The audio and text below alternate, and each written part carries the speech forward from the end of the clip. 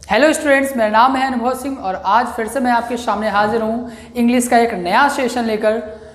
पिछले सेशन में हमने वोकैबुलरी की बात की थी और इससे पहले जो हमने कुछ सेशन आपके ग्रामर के कराए थे, नाउन चैप्टर हमने कंप्लीट कर लिया था आपका। और उसके बाद मैंने आपको कहा था कि मैं नाउन के बाद आपको प्रोनाउन डिस्कस कराऊंगा। तो आज मैं पहली क्लास लेके आ गया हूँ प्रोनाउन की आपके सामने। देखते हैं प्रोनाउन क्या होता है, प्रोनाउन का यूज क्यों होता है, प्रोनाउन की हमें ज़रूरत क्यों पड़ती है। तो देख लीजिए, सबसे पहले बात करते हैं प्रोनाउन होता क्या है। तो आपको पता है pronoun is a word which is used in place of noun. Pronoun की डेफिनेशन हो गई है आपकी कि प्रोनाउन एक शब्द होता है जो नाउन के स्थान पे यूज किया जाता है। दूसरी बात ये होती है सबसे महत्वपूर्ण कि नीड ऑफ प्रोनाउन, हमें प्रोनाउन की ज़रूरत ही क्यों पड़ी, हम प्रोनाउन का यूज क्यों करते हैं। तो यहाँ लिखा हुआ है to avoid repetition of noun.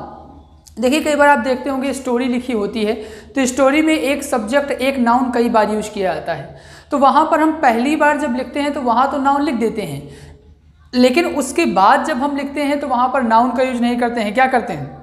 Pronoun का यूज करते हैं, क्योंकि बार बार किसी एक स्टोरी में नाउन को रिपीट करने से वो ऑकवर्ड लगने लगता है। ठीक है, इसलिए हमने नाउन के रिपीटिशन को रोकने के लिए प्रोनाउन का यूज वहाँ पर किया जाता है। ठीक है, या हम लोग करते हैं। तो ये आपकी बात होगी प्रोनाउन होता क्या है और प्रोनाउन की हमें ज़रूरत क्यों है। अब हम देखेंगे प्रोनाउन कितने प्रकार का होता है। तो आप सबको पता है कि प्रोनाउन आपका बेसिकली 8 टाइप का होता है, 8 प्रकार का होता है। देख लेते हैं कौन कौन से होते हैं।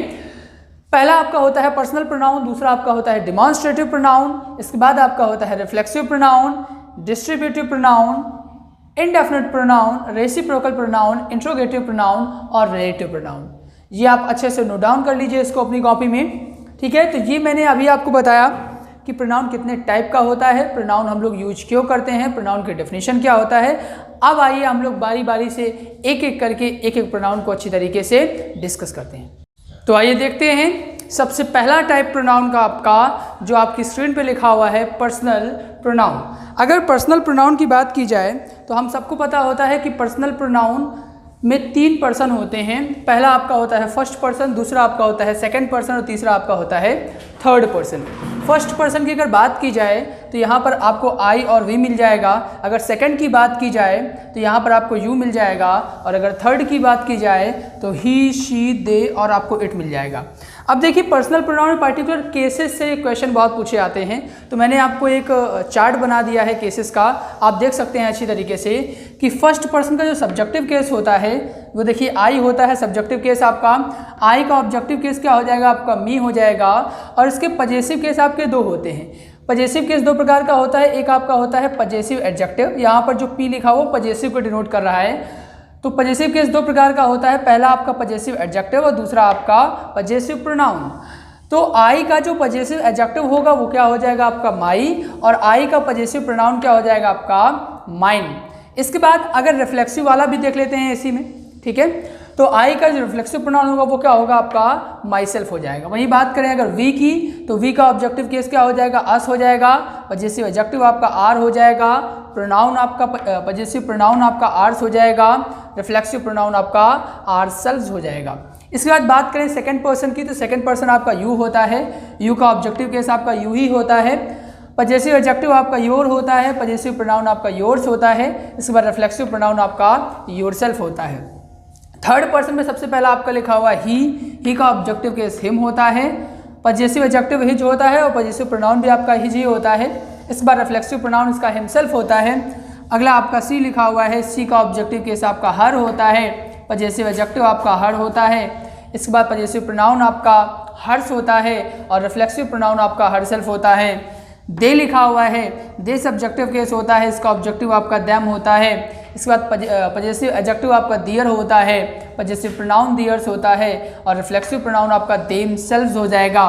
ठीक है, ये आपका होता है देम सेल्व्स। इसके बाद अगर बात की जाए इट की तो इट का ऑब्जेक्ट आपका इट ही होता है। इसके बाद आपका जो पजेसिव एडजेक्टिव होता है वो आपका इट्स होता है। पजेसिव प्रोनाउन आपका इट्स होता है और रिफ्लेक्सिव प्रोनाउन आपका इटसेल्फ होता है। इसको आप अच्छी तरीके से नोट डाउन कर लीजिए, स्क्रीनशॉट ले लीजिए इसका। तो आइए देखते हैं हम लोग। अभी तक हमने देखा पर्सनल प्रोनाउन क्या होता है और पर्सनल प्रोनाउन में कितने प्रकार के आपके केसेस होते हैं। मैंने आपको बताया 3 प्रकार के केसेस होते हैं। सब्जेक्टिव केस आपका होता है, ऑब्जेक्टिव केस आपका होता है और पजेसिव केस होता है। अब हम बात करेंगे सबसे पहले वाले केस की, जो आपका लिखा हुआ है सब्जेक्टिव केस। सब्जेक्टिव केस की अगर स्टेप नंबर फर्स्ट की बात की जाए तो देख लेते हैं हम लोग।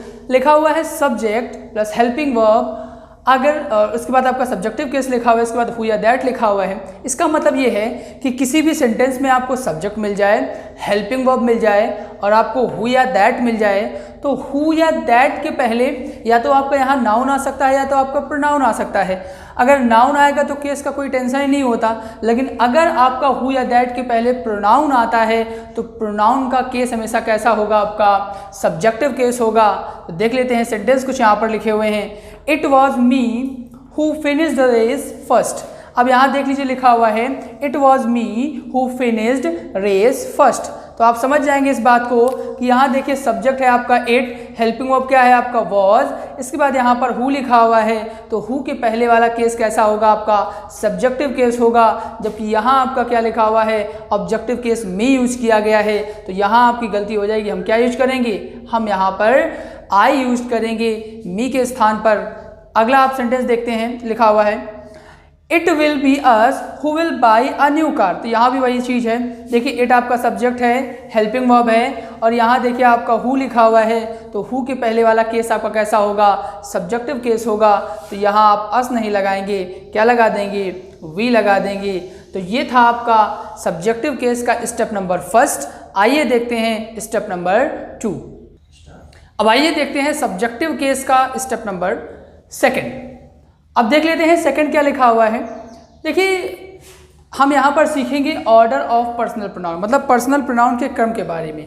आपके पास सेंटेंस होते हैं तो कई बार सेंटेंस में एक पर्सनल प्रोनाउन सब्जेक्ट के तौर पे यूज किया जाता है और कई बार क्या होता है सेंटेंस में एक से अधिक पर्सनल प्रोनाउन सब्जेक्ट के लिए यूज किया जाता है। तो वहाँ पर आपको ऑर्डर जानना बहुत ज़रूरी हो जाता है कि अगर एक से अधिक पर्सनल प्रोनाउन आता है तो किस ऑर्डर पे हम उसको लिखेंगे, कौन सा पहले आएगा और कौन सा आपका बाद में आएगा। बहुत आपकी महत्वपूर्ण चीज़ है और इसी चीज़ को हम डिस्कस करेंगे। तो यहाँ पर सेंस के आधार पर, सेंटेंस के सेंस के आधार पर 2 भागों में बांटा गया है इस चीज़ को। सबसे पहला है आपका पॉजिटिव सेंस के लिए, अगर सेंटेंस आपको देखना है, पढ़ना है और उसका सेंस अगर पॉजिटिव होता है तो आप क्रम कैसा रखेंगे, सबसे पहले आप सेकंड पर्सन रखेंगे, सेकंड पर्सन मतलब यू। इसके बाद आप थर्ड पर्सन जो भी होता है ही, सी, इट या दे, और इसके बाद आप फर्स्ट पर्सन लिखेंगे आई या वी। क्लियर होगी बात। तो अब देखते हैं सेंटेंस जैसे आपका लिखा हुआ है, एरर पूछी जाएगी ऐसे, she, you and I R going for a movie. अब यहाँ देखिए गोइंग फॉर अ मूवी की बात कर रहा है, मतलब मूवी जाने की बात कर रहा है। तो सबको पता है जब मूवी जाने की बात हो रही है इसका मतलब सेंस कैसा है आपका, पॉजिटिव सेंस है। और सेंटेंस का सेंस अगर पॉजिटिव है तो सबसे पहले सेकंड पर्सन का प्रोनाउन आना चाहिए, फिर थर्ड आना चाहिए, फिर फर्स्ट आना चाहिए। जबकि यहाँ देखें आप तो थर्ड पहले लिखा गया है, उसके बाद सेकंड लिखा गया, उसके बाद फर्स्ट लिखा गया है। तो हम क्या कर देंगे, यू को पहले कर देंगे और सी को बाद में कर देंगे। तो हम यहाँ क्या लिखेंगे, यू एंड शी। क्लियर होगी बात, क्योंकि सेकंड को हमें पहले लिखना है और थर्ड को बाद में लिखना है, उसके बाद क्या लिखना है, फर्स्ट लिखना है। तो हम क्या कर देंगे, शी यू की जगह पर क्या कर देंगे, you she. Second number question देखते हैं, लिखा हुआ है I see and you are working together. अब यहाँ देखिए साथ काम करने की बात हो रही है और जब साथ काम करने की बात होती है तो वहाँ भी सेंस कैसा होता है आपका, ऑफकोर्स सेंस पॉजिटिव होता है। तो यहाँ भी आप सेकंड, थर्ड, फर्स्ट रखेंगे। अब यहाँ देखिए फर्स्ट, थर्ड एंड सेकंड लिखा हुआ है तो ये तो बिल्कुल गलत है आपका। आप क्या कर देंगे, सेकंड पहले लिखेंगे, मतलब यू पहले लिखेंगे, इसके बाद क्या लिखेंगे आप, शी लिखेंगे और उसके बाद आप क्या लिखोगे, उसके बाद क्या लिखेंगे आप, आई लिखेंगे। तो आई, शी एंड यू नहीं होगा, आपका यू, शी एंड आई हो जाएगा। इसके बाद लिखा हुआ फॉर नेगेटिव सेंस। अगर मान लीजिए सेंटेंस का सेंस आपका नेगेटिव होता है तो किस प्रकार से आप करेंगे, तो जो प्रोनाउन का स्ट्रक्चर होगा पहले फर्स्ट लिखा जाएगा, फिर आपका सेकंड लिखा जाएगा, उसके बाद आपका थर्ड पर्सन का प्रोनाउन लिखा जाएगा। अब देख लेते हैं सेंटेंस। पहला सेंटेंस आपका लिखा हुआ है you, I and he are the responsible for this problem. अब यहाँ देखिए किसी जिम्मेदारी की बात कर रहा है, कोई समस्या हो गई होगी तो वहाँ जिम्मेदारी। तो यहाँ प्रॉब्लम लिखा हुआ है, इसका मतलब सेंस कैसा है आपका, नेगेटिव है। और नेगेटिव सेंस है, इसका मतलब क्या करेंगे आप कि पहले आप फर्स्ट करेंगे, फिर सेकंड करेंगे, और फिर आप क्या करेंगे, थर्ड करेंगे। तो फर्स्ट क्या होगा आपका, आई होगा, सेकंड क्या होगा आपका, यू होगा, और थर्ड क्या होगा आपका, ही होगा। तो यहाँ पर लिखा है यू, आई एंड ही, जबकि होना क्या चाहिए, आई, यू एंड ही।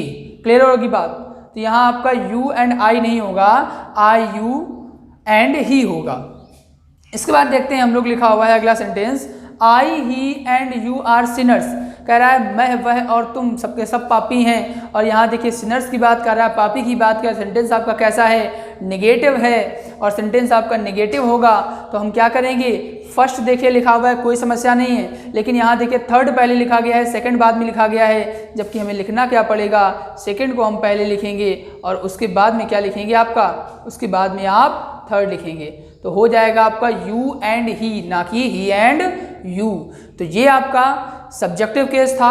आज हम लोगों ने प्रोनाउन की पहली क्लास है आपकी, और आज हम लोगों ने डिस्कस किया प्रोनाउन क्या होता है, प्रोनाउन क्यों यूज किया जाता है, प्रोनाउन के टाइप कौन कौन से होते हैं। उसके बाद हमने पहला टाइप लिया आपका पर्सनल प्रोनाउन, और पर्सनल प्रोनाउन में हमने बताया केसेस कितने प्रकार के होते हैं, और उन्हीं केसेस में हमने पहला केस आज पढ़ा है सब्जेक्टिव केस। सब्जेक्टिव केस आपका क्लियर हो गया है। इसके बाद हम कल अगली क्लास में डिस्कस करेंगे आपको ऑब्जेक्टिव और पजेसिव केसेस के बारे में, ठीक है। तो इसमें आज के लिए इतना ही रखते हैं। Thank you for watching this video.